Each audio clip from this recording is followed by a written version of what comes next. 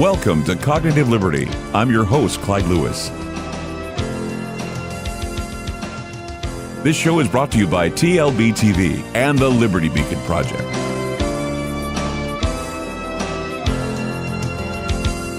Hey everybody, it's Clyde Lewis, and welcome to another episode of Cognitive Liberty on the Liberty Beacon TV network. On today's show, I have John Fuller with me. I am excited. This is an exciting meeting today with John Fuller. He is, how do I describe John? He is an amazing sculptor. He's an amazing mask maker. He has created some of the most, the most impressive masks and sculptures of aliens, zombies, horror characters. I mean, Jonathan, how does one wake up one day and say, I'm just going to sculpt the coolest stuff ever? I mean, you know what? To be honest with you, it was just growing up with my father. He got me into horror movies when I was pretty young. I think I was about 9 years old, and he put on Evil Dead. Oh, wow. Yeah, what a way to start your horror history with Evil Dead at 9 years old. I can top that. I started with The Exorcist. Oh, yeah. See, I waited on that. I was 9 years old when The Exorcist came out. It was by accident. I was sleeping in the back seat of the car in the drive-in. So usually back in the old days when we went to drive-in movies, they showed cartoons. And so cool. Us kids would watch the cartoons, then mommy and daddy would watch the adult film. Right, while you slept in the back. So yeah, I slept in the back of the car, and I woke up right when Reagan comes down and pees on the carpet and says, "You're all going to die up there." And immediately, what the hell is going on? So and you sat back there and watched the film, the whole thing, huh? Yeah, I was watching it, and it scarred me for. That's why people say Clyde Lewis is so devil obsessed. Of course I am. I was shocked to see something like The Exorcist, and this is why I think it's so interesting that I've gotten to know you online, is because of the fact that when I watched horror films after that, I was so intrigued as to how did they get like Reagan's head to spin. How did they get that stuff happen where she's like spitting pea soup and looking like the devil? I was intrigued about how they could create the look and create the horror business. Right. It's all about, it's art is what it is.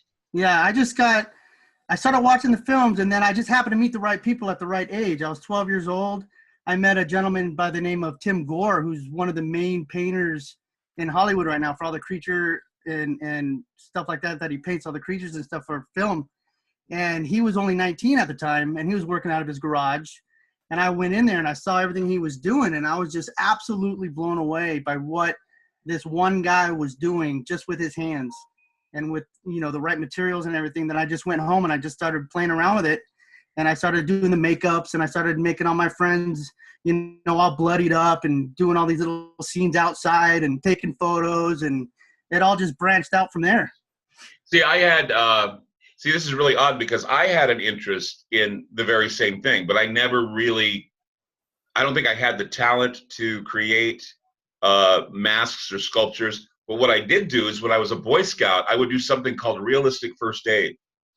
And, because I had this interest in creating some of the same effects, but to create this realistic stuff. So we would use DAP putty, and we would cut in. They made the fake skin. It was all gooey. And we would cut, and then we would take tubes, like little tubes, and we would put the tubes underneath, and then we'd have a little squib, and we'd pump the blood out. Exactly what you're talking about. Yeah, and it looked real. And then when I went to the first aid, I went to the American Red Cross, and I said to them, hey, I'm doing this type of realistic first aid stuff. And they said, we've got all kinds of cool things. And they brought out prosthetics. And they brought out, you could put this thing over a person's arm to make it look like their arm was cut off. And I'm going, this is cool. I was like, wow, the bloodier the better. So, that was what I did when I was a kid, is I did realistic first aid. And so I had an interest that eventually went on to do a film called Nightfall, which was a vampire film. Yeah. And they actually created, how they put that big plaster algae thing on my head? Yep. They actually created a replica of my head because in the film. You still have it? Actually, no. It's in a studio somewhere in Bountiful, Utah. And the guy always tells me he wants to threaten me by making Clyde Lewis masks because he still has the mold of my face. But the thing is that to see my head, it was the day they were going to blow my head up because I was a vampire that goes out into the sun, and then all of a sudden my head just kind of like melts off. They actually had my head on a stake. It was the weirdest thing. It was a stake that had a pole through it. And then what they did is they had electronic wires that went underneath the skin. They pushed the button and all the wires would melt, whatever it was that was there. It was then the whole head collapsed, and then they went and they had a plunger, and they plunged like this gray and red crap through, and they just shot through the nose and the eyes went poink. And it was the most amazing thing. Yeah, they probably did a casting of your head in wax, because then that would allow it to melt when they heated up those wires. But yeah, you know what they call those plaster castings of your face, right? What do they call them? Death masks. Oh yeah, I mean, see, and the thing that was really odd is I had to, when they put the thing on my head, I had to make this look like, you know, like I was dying, like you know, and so they had to put that alginate crap in my teeth. Yep. And what really sucked is when they put it on my head, it was like, "Are you claustrophobic?" I thought. I was just gonna ask that. Yeah. Yep. Are you claustrophobic? I thought, no, I'm not claustrophobic. So they shoved these tubes up my nose so I can breathe. They put it all around my head, and I'm sitting there with this big, you know, wrapping on my head. And all of a sudden, I hear the guy say, "We're going to go out for hamburgers." Yeah. And I'm sitting there alone in this garage-like facility out in the middle of nowhere. It was like almost like I was in isolation going, you know, someone could come in here and kill me right now, and I wouldn't even know it. And then finally they took it off and they gave me a hamburger. But I'm just saying that it was just odd to say, you know, you're so helpless when you have this on your head. I mean, it's a normal thing to do. You do those types of sculptures too? Oh yeah, it's a normal thing to do. Whenever you're doing a life cast on somebody, you have to do something. You either draw on the front of it because they don't know what you're doing. You have to do something because they're helpless. They can't do anything while they're sitting there with that alginate on their face. So there's always some sort of mean things that people will like to do or say to people that are stuck underneath that alginate. But yeah, I've done quite a few life casts. I've got my own. Yeah, so. See, I get this feeling that it's kind of an inside joke that once you put somebody in the alginate cast, that you guys always do that. Say, hey, we're going to go out for beers. We'll be back. And then everybody just be quiet. Yeah. I can panic. Exactly. Yeah, it doesn't take that long for alginate to set up, but it does take a little while for the plaster bandage jacket to set up. So you have to sit there for at least 20 minutes until that thing's ready to be taken off your face. But, you know, it's true, though, that what you are, Jonathan, is you are an artist. And that's the bottom line here. You are a remarkable artist that's provided, you know, some of the best. I mean, I've seen, like, Mothman. I've seen zombies. I've seen aliens. In fact, Ron, you hand me? Yeah. I got to show people. This is amazing. All right. This is a Jonathan Fuller creation right here. Now check this out. Hi. I gave John, I said, I've always wanted to have like an alien head mounted on wood like a deer head. Like I went out into the forest or I went out into the fields and I grabbed a pitchfork and basically pitchforked an alien and put his head. And look at this. It's got the wound where I beat him senseless. You know, and one time, and this is the truth, John, I actually laid this thing down and I covered it with like sheet. Now look at this. Okay, yeah, it looks like, I mean, it's like going to a viewing and seeing a real dead alien. That's I mean, right. I could have just said, you know, I could have just pulled a Jaime Maussan yeah. and said, hey, I got this alien I found in Nazca. Look at this. It's real. Anyway.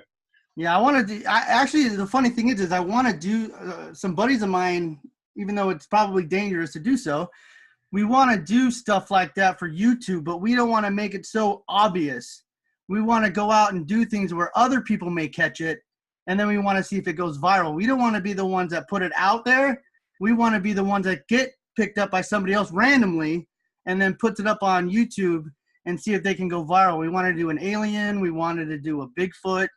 We wanted to do, but all my friends are afraid that somebody's going to get shot if we do a Bigfoot. But well, you know, I had dinner with Bob Gimlin cool. a while ago, and we were talking, and you know, after a couple of glasses of wine, we were having a really good dinner in Kennewick, Washington. I was talking to him about the film, you know, the famous film of the Bigfoot walking by, and I said to him, I said, you know, and I've met him before. I mean, I've had, you know, dealings with him before. He's a really good guy. He's getting old in age, and so we were having dinner, and it was an opportunity for me just to talk with him. because I talk with him in a more of an interview way, like I'm doing with you. Right. And I had a chance to sit down and talk with Bob, and I said to Bob, because the alcohol starts kicking in. Yeah, I right. said to Bob, I said, I have this great idea. And he goes, what's that? And I said, how about I bring you on my show, and if anybody says that you hoaxed the Bigfoot thing, we'll prove that you didn't hoax it. I got the perfect way to prove it. He goes, how's that? And I said, we will call costume stores around the country,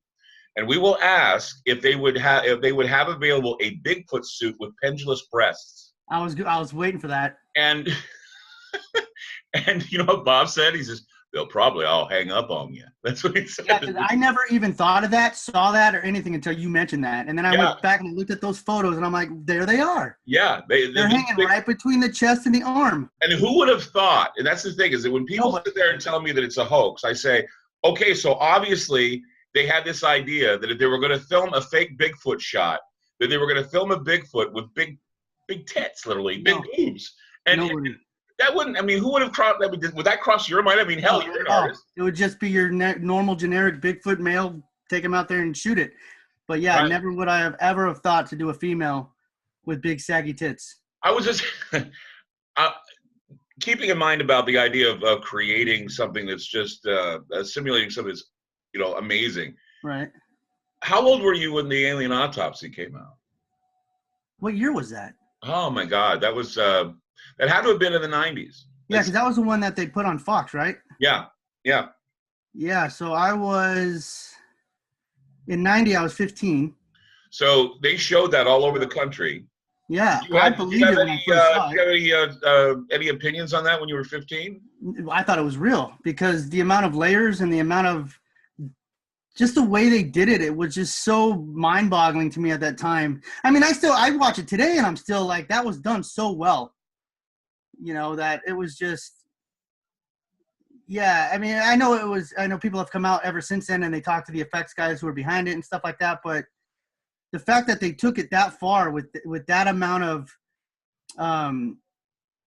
just intent on an autopsy on a body like that and the layers that they had to go through and everything just blew my mind. I mean, I was just like, they're real, but like you said, and I think you have said, and other people have said, it's another one of those projected programming things where it's like, get people ready for things. So when it does happen, they're not totally losing their shit, Well, and here's the thing to think about with regard to Alien Autopsy. I've said this before, that was one of the most viewed TV shows in history. I mean, it was so big that they aired it again, and millions of people watched that video over and over again of those men cutting up a corpse on television. Right. And I can't believe that they actually had that on television, that regardless of whether or not it was fake or real, right, the unconscious mind registers that what you're seeing is something human or human looking, anthropomorphic, being cut up on television. And I think that was the first time,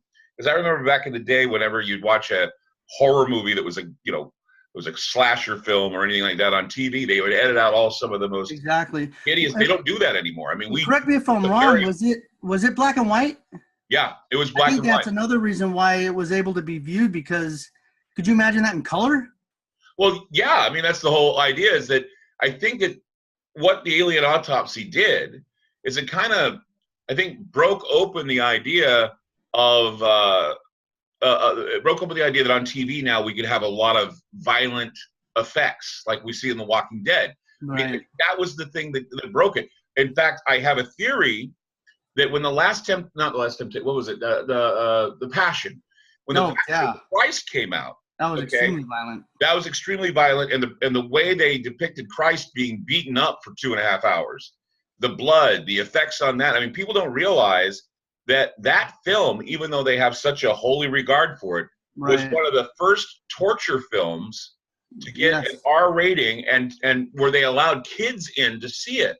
And after that, you started seeing movies like Hostel and Saw. And I remember when that movie came out, James Gunn, who is the director of Guardians of the Galaxy, and he also did a remake, I think, of not Night of the Living Dead, but the other one. He did a remake, a zombie film. And I said to him, because I have a background in trauma, because I'm the voice of the Toxie. Voice of Toxie. Yes. My kid, I'm not my kids, but sorry to cut you off. My buddy comes over and I have you playing at night because I re-listen to you the next day, so I have you to listen to while I work. Right. And he's like, he was working and he stops for a second and he looks at me. He's like, "Is that Toxie?" I'm like, "What are you talking about?" Because I didn't know. You didn't And he's know? like, I didn't. He's like, "That's the voice of Toxie." And I was like, "No kidding." Here's something I want to show you. If I can Oh, show you. that's so rad. This is the Toxic Crusaders, Oh, how funny. signed by Lloyd Kaufman, and here are 2 issues of the Toxic Avenger. That is so cool. That is one of my prized possessions. That's and ever awesome. since, what's that? That's awesome. Yeah, ever I since had no idea. And now that's all we hear. yeah, I'm the Toxic Avenger. I'm here to fight crime. Yeah. When I was working on that, and I told James, I said, this is interesting that we have 2 films in the theater at the same time. His zombie film that he kicked off, and then he went on to do. Well, he also did Slither, I think. I love Slither. Yeah, Slither's a great film. But he was also involved with Toxie 4, the movie that I was in. Okay. And I said to James, I said, it's interesting that we have 2 films in theaters right now. One is Jesus being beaten, blood, guts. I mean, you see when they're feeding him, you actually see intestines. That's how deep the cuts go in Jesus. And I said, you have one scene where you have Jesus being beaten and blood everywhere, and then you have a zombie film that toppled it in the box office. And I said, it's just so odd of the dichotomy here. One would say, oh, this film is great for kids because it's about Jesus getting the crap kicked out of him. And the zombie film, no, we don't want our kids seeing it. And I just thought the hypocrisy of it was kind of weird, or the irony was kind of weird that, both were art. And of course, Gunn is a great director. Right. But, both of those things happening at the same time, I thought there was sort of a weird dichotomy happening there. You know what I'm saying? Yeah, it's the same thing with video games, though. I've got my kid's mother, who they're allowed to play these extremely violent video games on the PS4, but yet they can't watch a film that has the same amount of violence in it. It's like, I don't understand the difference between the two. I mean, I know one's animated because it's a video game, and then one's, people acting out certain scenes in a film that are violent, but it's still violence, regardless of how you look at it. Another thing that I think is important, especially with somebody in your line of work, I mean, the scare industry and the the sculptures you do and the masks, and also some of the other stuff that you're involved with, CGI. And I'm getting the feeling that horror purists are very anti-CGI. Yes. Tell me about that movement. I think a lot of it has to do with the fact that the first thing that comes to mind when you think about CGI is the amount of work that guys who like to get their hands on are losing. We're losing work with CGI because they're just going to go straight to the guys on the computer, and all the guys that used to do the shop work, the laboring of the sculpting, the molding, the casting, and all that stuff, all that work is being taken away from them and going straight to these CGI guys. And then when guys like me go to the theater and we see what could have been, but is now CG and it looks like total crap, you get that much more frustrated because it's like, well, you just took all this work away from the guys who could have done it, went that route, and the final product looks like crap. I think that's one of the reasons why when Star Wars The Last Jedi came out, there was a mixture of both. That I'm fine with. And I really got to hand it to Abrams and also the guys that did Rogue One. Yeah. I think they blew their entire wad of cash on the CGI of Peter Cushing. And I don't mind, because I think Peter Cushing, what do you think about that idea, about reenacting Peter Cushing and having him in the Death Star or near the Death Star? My brain couldn't wrap around seeing an actor up there. My brain just kept seeing this imported video game looking character that was up on the screen. So for me, being in the industry and having a different mindset when I go to see films and say, the regular person who just goes to see a film, I just couldn't look past it. And it was driving me absolutely crazy. I was excited, actually. When I found out that, and this is the thing, is that most people would say, this is like bad. You don't do that. You don't take a dead actor and you put his face on another actor with CGI to make it happen. But I thought to myself, Fast and Peter Furious. Cushing did such a great job in that role that in order to bring him back, they had to use the same actor. They had to use him, and I think that's an attribute to him because even his estate said, "Yeah, sure," but I'm thinking, and it really wasn't, I think, that bad. And I was actually, I decided to, to stem the belief there for a minute and say to myself, well, it wouldn't be Star Wars without Tarkin. Well, they did it same. They did it with They're doing it with the next film too. With help me out here, Princess Leia. Yeah. Yeah, they're gonna put Carrie Fisher. Yeah, they're gonna put her in there in the next one. And then prior to this film, they did it with Fast and Furious, where they used his brother in the film, and then they computer generated his face onto his brother, to finish the films out. I don't have a problem with that. I don't think it's disrespectful. I think it's actually kind of cool, but from me looking at it from an artistic standpoint, that's where I get all crazy. Well, and I agree. I was really not impressed with what they did in Tron when they did the remake of Tron. I just thought that, Jeff Bridges did not look, I just didn't like the way it looked. It was so cheap. And of course, another effect too was in The Matrix, where Keanu Reeves is beating up all the Agent Smiths. Yes. They didn't even bother to make it look real. They just all of a sudden said, well, no one will care that it's set in the image of him kicking all these guys' butt. And see, this is where people like you should be honored and at least respected because, when it comes right down to it, if you can get the effect in reality without a computer to do it, that should be, that has more of an impact, I think. I remember when I met Ray Harryhausen. I was such a fan of Ray Harryhausen's work. And I told him, I said, if you go back to George Powell's War of the Worlds, if you go back to Invasion of the Flying Saucers, these films Harryhausen had a part in, and their effects today are still kind of cool in a very old way. Prior to the Sinbad and all that stuff is amazing to me. I think it's Jason and the Argonauts. The first, you wouldn't have Deadites, in Evil Dead or in you wouldn't have the Deadite army. Army of Darkness had all that. Yeah. You wouldn't have that without Harryhausen, because Harryhausen, when he did Jason and the Argonauts, Harryhausen, when he did, I think one of his last films was Clash of the Titans. And even then, the Kraken. Stop animation of all the gods and the devils and everything that he did. Medusa. Yeah, phenomenal. Just phenomenal work. Well, another thing that I think hinders films today is the whole green screen aspect of it, and putting an actor in front of a green screen to act against nothing, a tennis ball hanging there on a string, not having something there that they could actually work off of.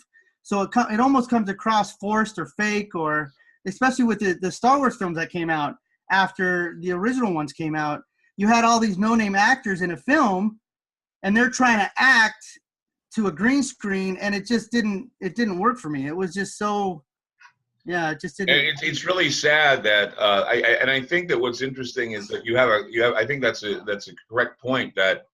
I think what happened with the trilogy that they decided to reboot after the original Star Wars was that you had a bunch of actors that had no experience thrown in front of the green screen, and they didn't understand what to do with it. Exactly. It was too much CGI. I think Lucas thought, well, we'll just CGI out in post. And it was obvious when he went in and he decided that he was going to redo or at least add to Star Wars, The Empire Strikes Back, and, it's just the Return of the Jedi. It was really kind of a bad. When you add in Jabba the Hutt and Han Solo walks through his tail, there's a problem. That was unnecessary. That whole scene was unnecessary. If you go back, it didn't make any sense. And so, people like me who know how they originally were, and what Lucas forgets to understand is the simplicity, I think, is what made it work. Because when you really take a look at Star Wars, it was like, how can I put it? It's like, it was like a Grindhouse film without all the Grindhouse. You know how Grindhouse films were made back in the day? You had the Grindhouse films, and they were kind of, I don't know how to describe it. They just had that feel to them. Right. And I think Lucas at the time and I think that's why it works, is because when you throw all these advanced looking characters in what felt like a Grindhouse Western, I think that's the cantina scene. Yeah. The whole cantina scene is like phenomenal. Yeah. And I think that's why it works so well, is Not, and even though that, the tale of Star Wars is something like Joseph Campbell, when he says, yeah, it's all about the journey and it's all about the hero and it's all about No. these metaphors. No, what it was like salty and sweet. Right. You had the saltiness of a grindhouse film, which, arguably, I mean, how grindhouse films feel, Right. or like in the 70s, how they used to make those films, with the sweet of all of these remarkable characters. Right. That, the bad guy's mask was just like an icon. It's like iconic. Yep. And back to what you do, creating the mask, creating the face, creating everything. And you couldn't even fathom today, and I hope they never do, the idea of CGIing a mask on Darth Vader or even on Kylo Ren, which, of course, that was another unnecessary move Yeah. to have a character like that put a mask on. Snook, or whatever his name is, Snook at the end Snoke? of it. Snoke, Snook. He was all CG too. And I have that a could feeling, easily though, have in been this done one, with they're a not going makeup. to CG up Snoke all that much. I saw some preliminaries that show that maybe Snoke will be more, because he was more of a hologram in this one. That's true. I think they're going to make him more of a real character with real makeup and real prosthetics. I think. Yeah, that's what I want to see. So Yeah, we were talking earlier about The Walking Dead versus Z Nation, and the idea of the zombie apocalypse has not left us yet. right. What do you think of? Well, the new Walking Dead has come out. What do you think of the last series? I had a hard time following it because, as you were saying, it had a lot of cutaway scenes I didn't understand. Right. That's what they did with all of last season. They broke it up too much, where they had too many episodes focused on smaller groups. You know what I mean? It wasn't the whole group together. They all got split up. So one episode would just be with Daryl. One episode would just be with Carol. One episode would be Negan, and then we wouldn't see Negan again for another 4 episodes. So you couldn't stay engaged in the way it was going, because it was just so all over the place. You think that's cheating in a way? I don't know if it's cheating, but it just made it very confusing to stay on point. I just got the feeling, though, that when I saw this first episode, when it was released last week, I got this feeling that what they were trying to do is they were hedging their bets, I think, with these scenes that were cut away of him laying in bed with a beard and, Right. and all this. And then, of course, there was the disheveled Rick. And I'm wondering what the hell is going on here. And when they usually do that, I get the feeling that that means it's their last season. And, of course, we know that as long as it does well for AMC, they're not going to get rid of it. Yeah. But it's like, I think that after last season, with all the furor over Negan beating everybody and making it a bloody 20 minutes of terror, and watching Glenn basically suffer with his eye hanging out of his face, looking at Maggie going, "I'm going to find you." That was just devastating to people who love Glenn, and a lot of people love Glenn. Yeah. I think there might have been a lot of backlash to where it just got everybody involved in that series a little nervous on what they can and can't do now, and where they should take the show and how far they should take it. And like you said, it would be unfortunate to end a good thing, but how long can you go on with it before it just becomes too repetitive? Right. It gets to a point where it's routine. Over and over again. Yeah. Another horror series that is turned into something that I can't. I mean, I've said before that American Horror Story has now turned the worm, if you will, and it's become a show where when you watch it, it literally sucks your soul away. Yeah. I know that in the past I've been able to watch it, and especially the Asylum one. I thought the Asylum and the Witches, and they had some really good stories. I haven't seen Roanoke yet. And I really need to see it because I actually was fascinated by the Roanoke story about the possibility that the early settlement had got some sort of disease where they basically ate each other or something. Right. Brooks told me that he thought that Roanoke was one of the first zombie attacks in American history. Right. But looking at American Horror Story now and Cult, the most fascinating thing about the show, more than anything else, are these clown masks. Right. I'm actually pretty yeah, I think they're great. And that one mask that has the multiple faces of the clown just freaks me out. And also the nose is a penis. What the hell are they thinking? Right? Yeah. Yeah, Well, what do they think? I mean, it's pretty something graphic about it. It's too. just so psychologically weird. I mean, how would you describe, or how would you describe the feeling you get from the clown masks that have been designed for that show?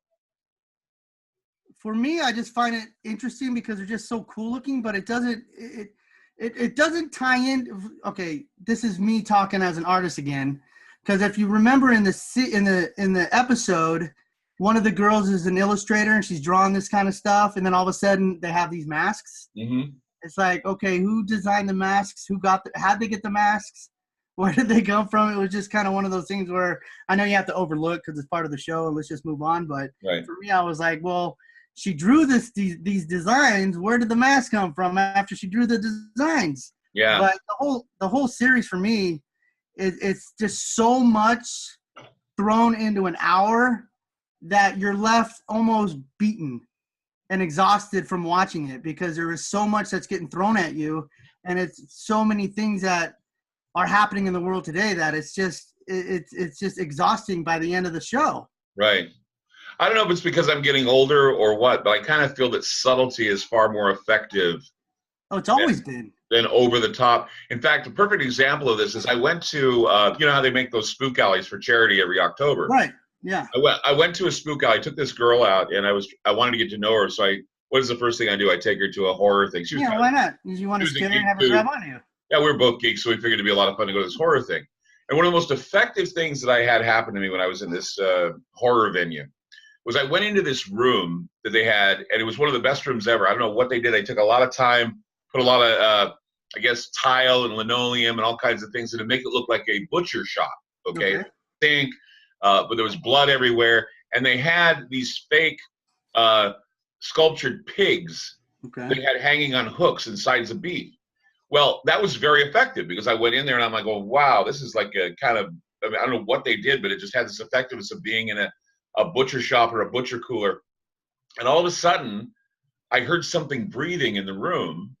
And I looked over and I saw a guy standing there, you know, like a leather face with a big meat cleaver with blood all over his body. And I hid behind the sides of beef and the pigs. And the guy did not, the guy that was playing the role of this Leatherface killer type butcher, instead of approaching me and going like that, like most people do, he actually played hide and seek with me in this room. And it was so effective. I was getting terrified and I was actually excited at the same time because even if he pretended that he didn't see me, it was cool to play hide and seek with a killer. It gave me a thrill because it was like I was hiding behind sides of beef and hiding behind the pig, and he didn't approach me, he didn't get near me, but he acted as though he was hunting me. And just the feeling of being hunted, the subtlety, I thought was just as effective as if he would have like came after me and went, oh, you know. That's I'm not a fan of haunted houses for that reason alone. The jump scares, the loud bangs, things like that. They're not scary. They're startling, yes, but they're not scary. I think the scariest thing in the world is your own imagination. So if you put somebody in a situation where their mind just starts to wander, they're going to get themselves so scared and freaked out that it's going to have that much more of an impact on them by the time they leave that haunted house. Instead of having all this stuff just banging and throwing and crazy guys jumping out and grabbing at you or fake chainsaws and things like that. I would absolutely love. In fact, my friends and I have been talking about it because they work at the haunted hotel and the stuff that they have down here in downtown, of trying to get, funding together to put on our own haunted attraction every year. And we want to do it more so to where we put the emphasis on the rooms itself, not necessarily the actors. So you get that ambiance and you get that whole experience of going into a place and then just let your mind wander. Don't have it just so deliberate and in your face. So by the time you leave, hopefully it's affected you in some way, shape, or form. Well, and that's the thing is I think as you have demonstrated with your work, I think a lot of the times horror or even creating an effect is art. Yeah. And it needs to be done in a way that's subtle because, having an 11-year-old around the house is just as creative as anyone. Right. Like comics and horror and everything. I mean, Liam is all into that. Having him around, I'm learning that kids today aren't scared easy. No, they're desensitized, to be honest. It's funny because we took Liam to a haunted venue. It was his first one, and he didn't like like you say, the loud noises and this jump Right. scares. And he thought this was supposed to be scary, but in fact, it's annoying me. Thank you. You know, I'm getting annoyed here because I can't enjoy. I don't find a way to enjoy looking at the aesthetic. I don't have Exactly. I don't have the. It's more of a mind thing rather than going in and just getting jump scared. It's a matter of if you can create the ambiance of darkness or dread, or if you can create the ambiance of something fascinating where I see this thing coming at me and I'm extending my belief in thinking this is really going to harm me. Right. And the art of the face, the mask, the prosthetics, all those things that create it.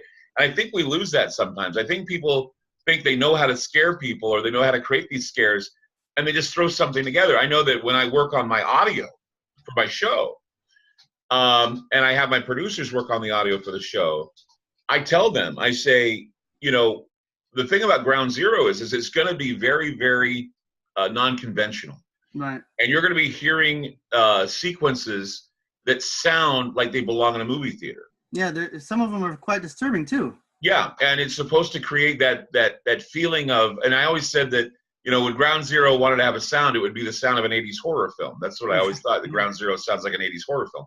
The best horror movies. What's that? The best horror movies in the 80s. Exactly. The best things that the elements were in a horror film. And you wouldn't believe how effective some things are, like old music or an old thing from the 20s or 30s, or, you know, that kind of stuff I think is haunting. Every time I hear a Patsy Cline song, right, myself, that's the ghost of Patsy Cline singing in the thing. And it's so haunting to hear Patsy Cline singing. You know, that's that kind of thing. Speaking of ghosts, that thing you got last night. Oh, my God. Dude. Yes. I was just talking about it with some friends of mine. How the hell did that happen? I'm thinking about it. Well, you know, it was weird because, you know, after what had happened is I just want to tell, you know, who don't know. Oh, sorry. Oh, no, it's okay. Last night on Ground Zero, the show that I do on network, what happened was we do something that was, we do a preview of what the show's about on Facebook. We do a Facebook Live. And I did a show about the Three Knocks legend. Yeah. Don't do that. It's those 3 knocks, and you hear it, and somebody dies. Right? It's like one of those things that you're 3 knocks at 3 a.m, and somebody near you dies. Well, I was writing the story, and I don't know how this happened, but I wound up on a page of somebody else who had this old friend of the show. Her name was Terry Quacharo, this old woman, and she was a really big fan of the show, and she was really nice. We called her Rocker. She was a rocking old lady. You know, just really, you know, didn't take any crap, just was like really awesome. And she was very friendly, very giving, very generous. And we called her T. Her name was Terry, but we called her just T, Mama T. And what was funny is that when I mentioned, you know, the rocker and the Mama T, all of a sudden we hear this laugh. We hear this laugh during the broadcast. Now, this is a live broadcast, okay? So there's no way that we could have inserted a laugh or anything during the situation, and we didn't hear it while we were doing it. And I was listening back before I went on the air, and I had like 3 or 4 minutes to air, and I kept on playing it back. Going, that's her laugh. That's her laughing. And so what I did is I turned it around, and I basically I said, well, I got to turn this around and get on the air as soon as possible. So I was like right up to time. Right, and I was out of breath because I said, listen to this, and it was her laughing. In fact, I had a guy. That's what I was going to say. You got confirmation. Yeah, he said that's her laughing because we recognized her laugh. So I mean, it was one of those things where I'm still going, what the hell? And I'm waiting until you play this back. Yeah, and it was just these things are the things that you know, keep the imagination going and keep things. You know, I think it's fantastic. I really do. Yeah, I mean, I always said that if I was going to do a show like what I'm doing. And I remember when I was first approached to do Ground Zero, I didn't know where the hell I was going with it. But I always said to myself, you know, I want it to be something that you're not going to hear anywhere else. I want it to be something, you know, akin to, it's a show. And I mean, most people forget that when they go on the radio, they're doing a show. And it's just lazy, I think, to just go on the air and mimic someone else. You have to be something original. And it's like what you do. I mean, I've seen your sculptures. I have never seen anything like what you do. Well, thank you. Nowhere. Nowhere. I mean, and it just goes to show you that, you know, the originality and the work the imagination is unique to you, and you can always like, see that in your work. And it's like you'd always tell, like I said, with Ray Harryhausen, that's something you'd say you'd see it was Ray Harryhausen doing it, or Tom Savini, or anybody like that. You could always see their work and how, and they had these things. You're like, oh, whoa, using. Yeah, I was just hanging out with Tom Savini. What's that? Huh? I said I was just hanging out with Tom Savini at the last show I did up in Indianapolis called Mass Fest, and he's got, I don't know if Liam's playing it, but they came out with that new Friday the 13th game. And Tom Savini designed a new Jason for it, and it's called Hell Jason. And I love the design so much, I sculpted the mask. I don't know if you've seen it yet, but I did one of the masks, and Tom loved it. So I got him a copy of it, and he's got a picture of him inside his collector's room holding the mask and stuff like that. And that to me is like such a cool thing, because I grew up watching Tom Savini doing his stuff, and he's got that video out called Scream Greats where he goes behind the scenes of, Day of the Dead and Friday the 13th, The Burning, and all these things. So being able to sit and converse and share this stuff with the people that inspired you is the coolest thing in the world. It's so hard to explain. I was just reviewing The Burning the other day. Oh, cool. That's one of those lost treasure films. Yeah. Another one of those grindhouse type movies with Martin. Yeah, Martin. And Yeah. The Mask, and that was kind of pre-Freddy Krueger for me. I thought that Right. it was kind of like Freddy Krueger in infancy, and then eventually when Wes Craven came out. I had an opportunity when I did my B horror sci-fi film. I did a magazine. I did a fanzine to try to keep me eating burritos when I was out of work. It was funny because I had a chance to interview Wes, and it was nice to hear what he had to say. But he really got me thinking, though, about the responsibility you have about impact with sound and music in a film, and a character as original as Freddy Krueger was. And he told me about, and this is why the new Nightmare came out. He was telling me about how at the time that he was a little concerned about how after Freddy came out, after Nightmare on Elm Street came out, the Night Stalker was terrorizing California, and he worried that maybe the spirit or some sort of essence or tulpa, let's say, Spirit on the ether. Yeah, Freddy came out of the screen and kind of, became embodied in Ramirez. And I told him, I said, wow, I never thought of it that way, because it's true. Around the time that Freddy Krueger and Nightmare on Elm Street came out, that's when we were terrorized by, Richard Ramirez and the Night Stalker. Well, the scary part about everything is, like you mentioned on a lot of occasions, the synchronicity of things. I mean, the world is a weird place, and things just happen, and there's just really no explanation for it. It's just kind of weird when you put something out there in the world. It just takes a life of its own, kind of, Yeah, I mean, I think that seeds are planted sometimes, and I think that and my situation is that I feel like there are so many things that have not been explored, and when I do explore them, I even learn.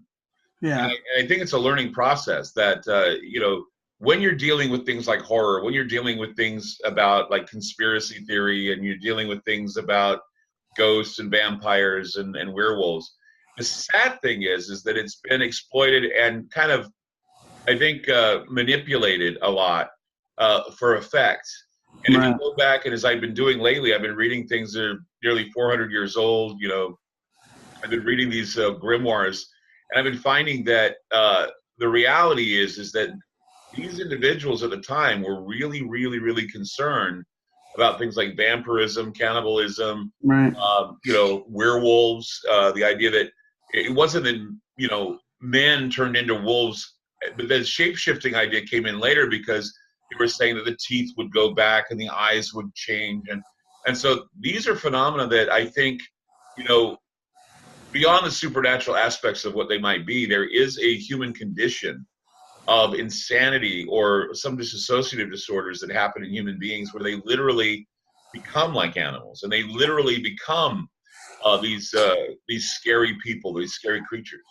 Right. I mean, if you look back when the whole bath salts thing was going around. I mean, who would have thought you would ever see on the news of a man eating off another man's face?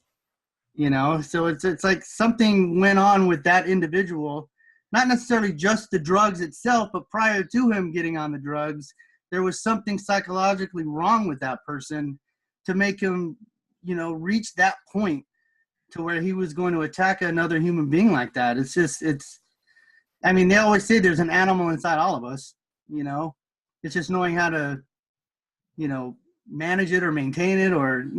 Well, see, a lot of these things, like, for example, what you do and a lot of things that I do are projected of I guess it's a projection of what's inside of us.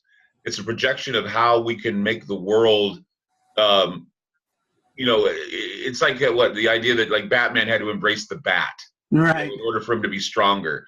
You embrace the images that you create. You embrace them in that way. I mean, I'm sure that like me, you probably had a lot of good nightmares when you were a kid.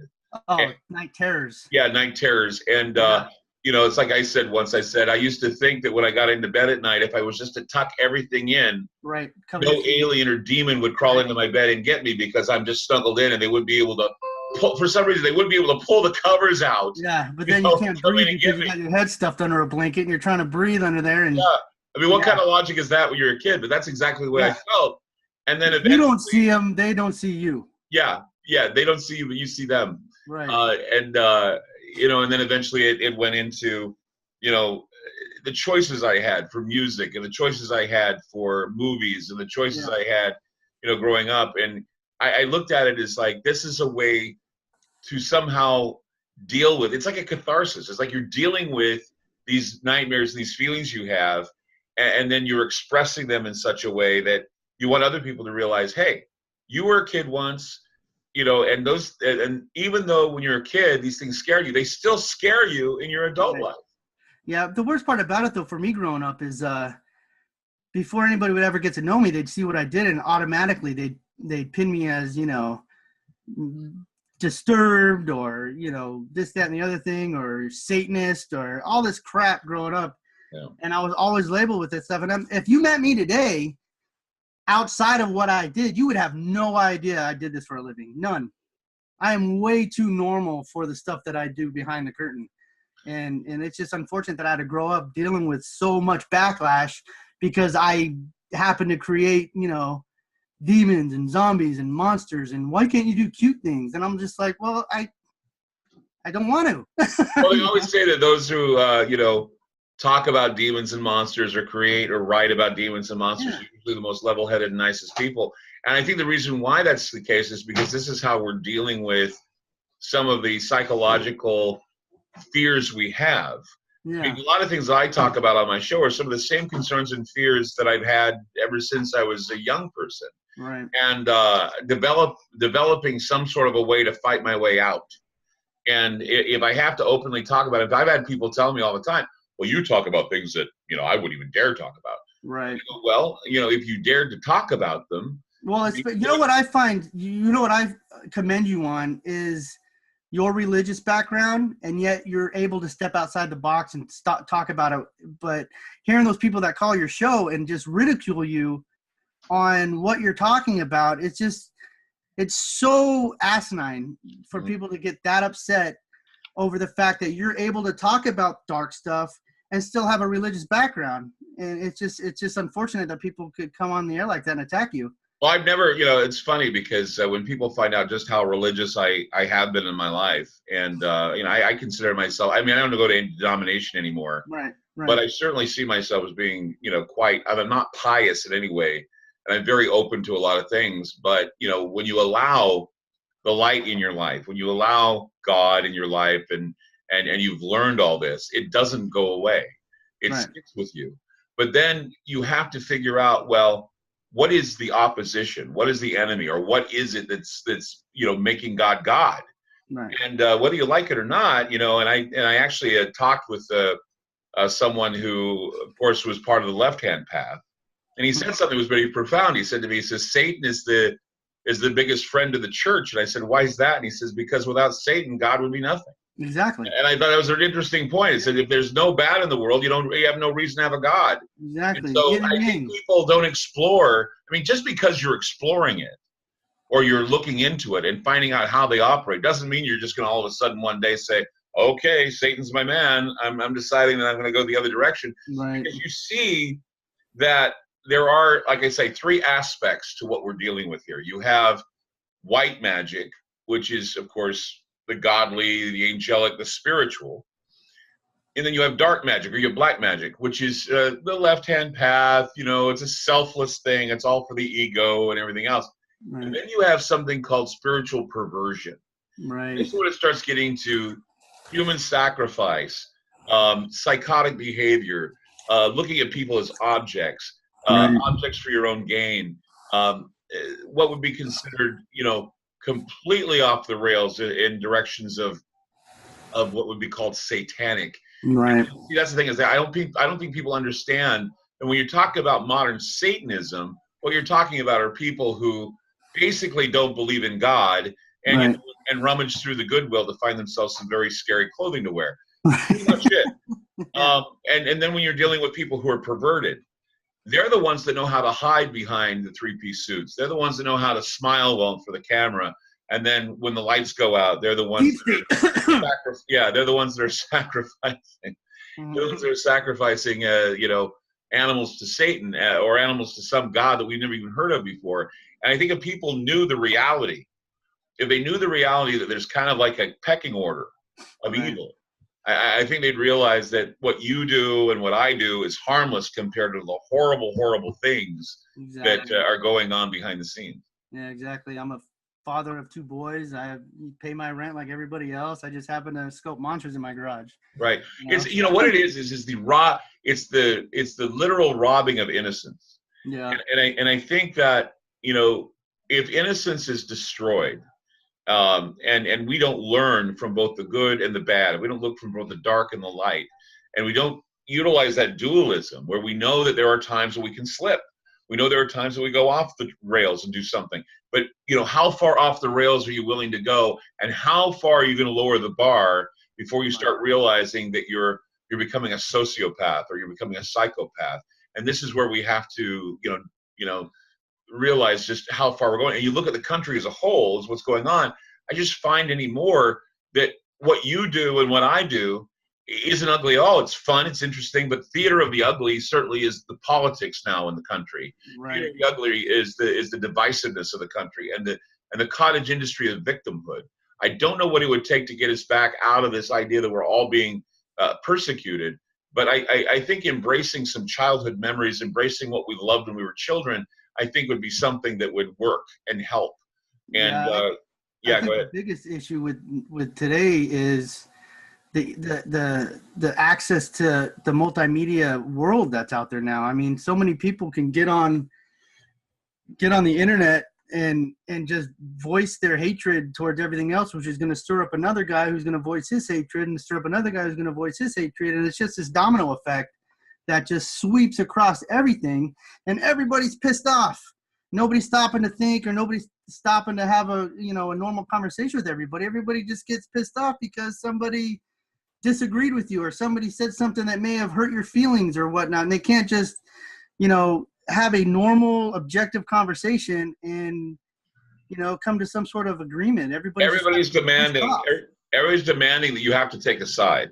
You have to be a political one side or the other, and they don't realize that there's this extended middle that needs to be explored. Because, I mean, I always get this. You're either, when I talk one way about conspiracy theory that would probably pin somebody like Donald Trump to the mat, people say, oh, well, you're a liberal. But if I go to the other side and I say, here's some things that can pin, these horrible neo-liberals to the mat, people say, well, obviously you're a conservative, you're on a conservative station. And I look at them and I say, you know what?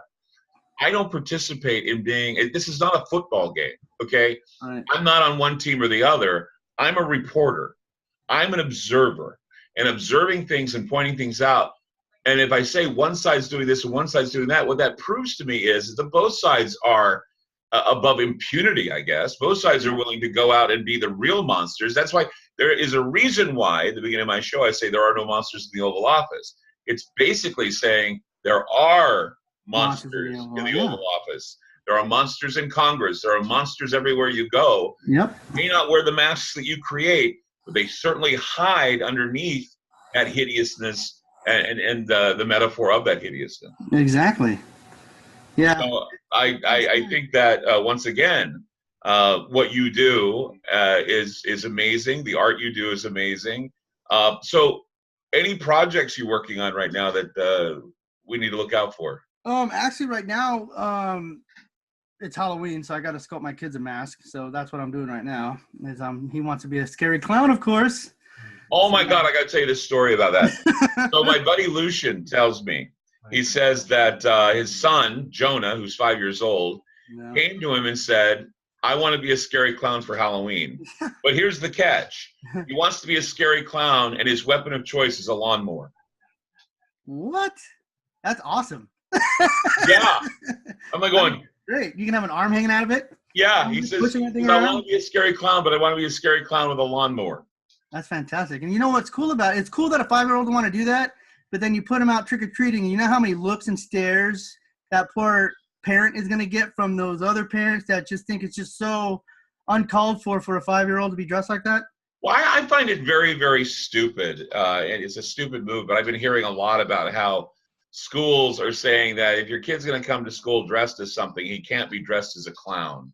Yes. That, to me, that's because of last year. Yeah. It's just over the top. I mean, whatever happened to that?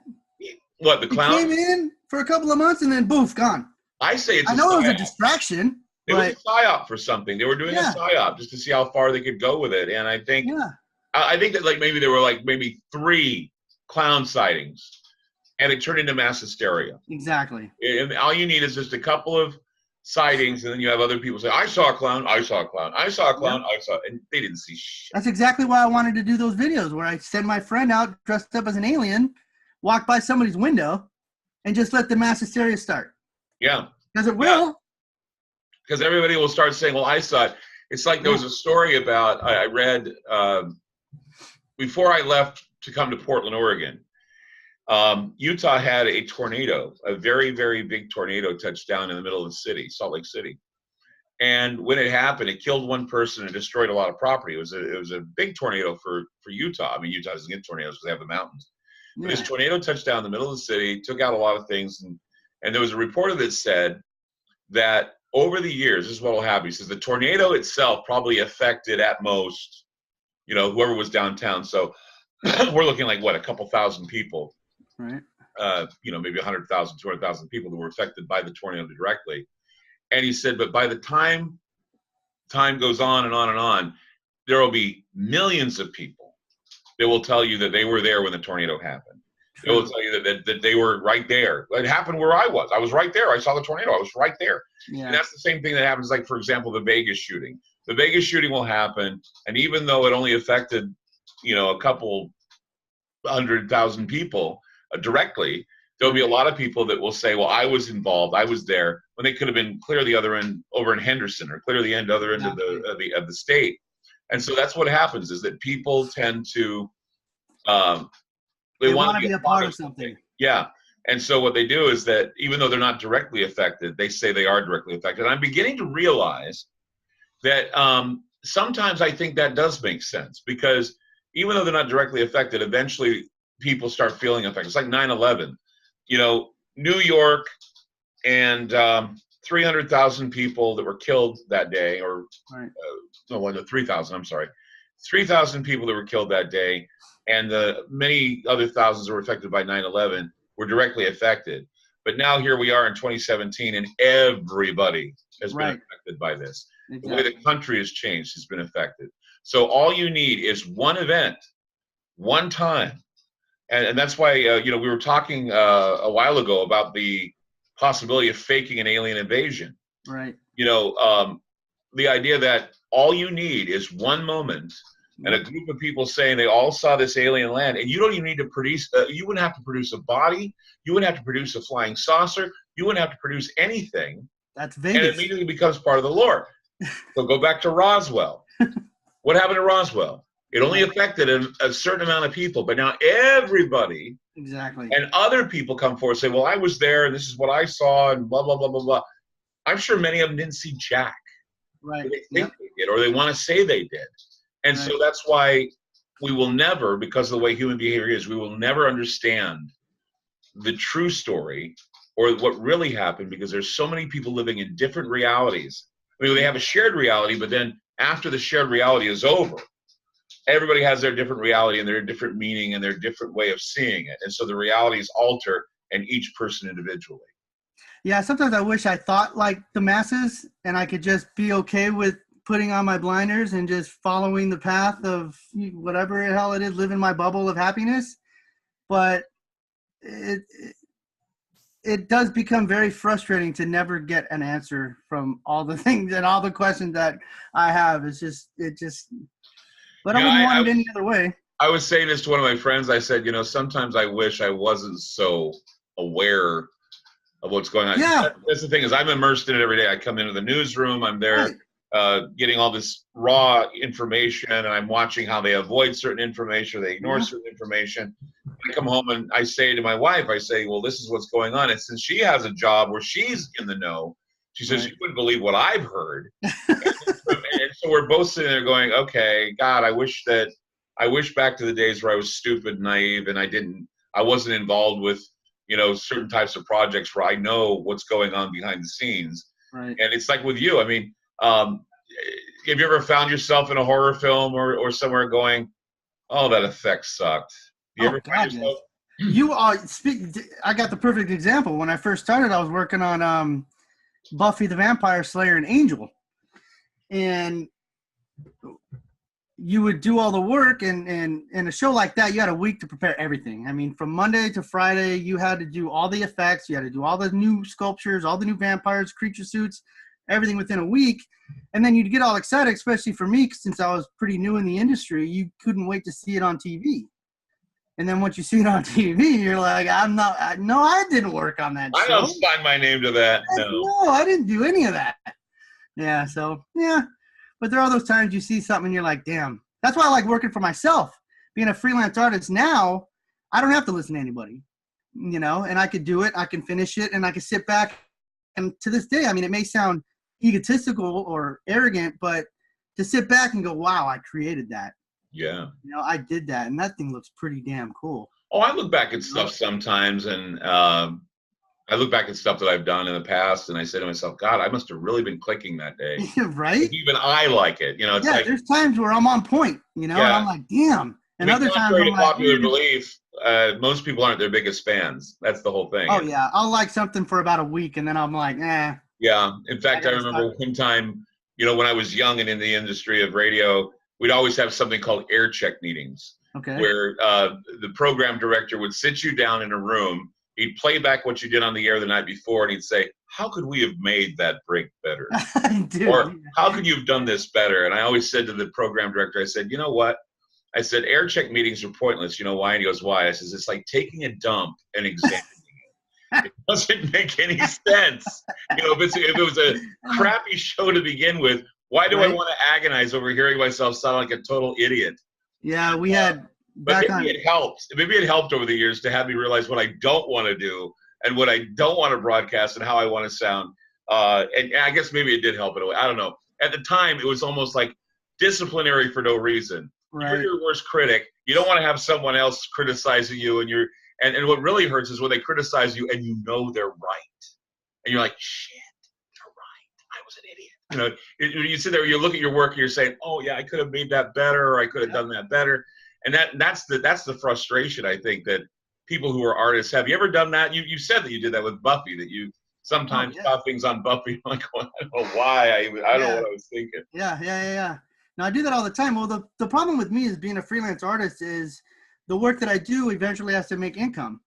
So I need to make sure that I'm doing something at a certain pace to where I do make the income to get through the month and the next month and like that. So I can't really sit down and critique myself too much, because I have to get that product done and out the door and make some money off of it. But I would love to be able to sculpt something, put it, because that's another thing as a sculptor, what you want to do is you work on something to a point to where you just can't do it anymore. And you get your eyes off of it. And then you come back the next day and you got a whole new perspective on what you're doing. And you can see things you didn't see the prior day. So if you're able to do that for a long period of time, you can finally get a sculpture to a point that's just like, wow. But that would take, longer than I have to get rent paid, Have you ever gotten to the point where you go in and you see something sitting there in your room, and you just all of a sudden just take the clay and go, blah, and that's it? You want to see it, watch that video I told you about. That's exactly what I do when I'm explaining to people when it comes to sculpting, is you need to be, don't be afraid of the clay. Don't be afraid of what you're doing, because it's just clay. So I'm sculpting a mask in this video and I'm on a certain direction. And during the second day of filming, I'm just not feeling it. I'm like, I just ripped that thing apart. It's hard to do. It really is. Start going again.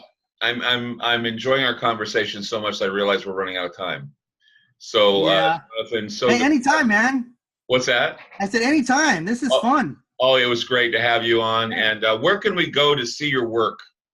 Well, what you want to do, the easiest thing to do is if you just go to Google and type in @the John Fuller Project, you'll get YouTube, you'll get Instagram, you'll get my website, and you'll get Facebook. A lot of fantastic images. Jonathan Fuller with us today on Cognitive Liberty. Thank you so much for being a part of the show, and happy Halloween. Oh, happy Halloween to you too, man. Thank you so much. And it was a pleasure meeting you. Good meeting you too. All right, buddy. I'll talk to you soon.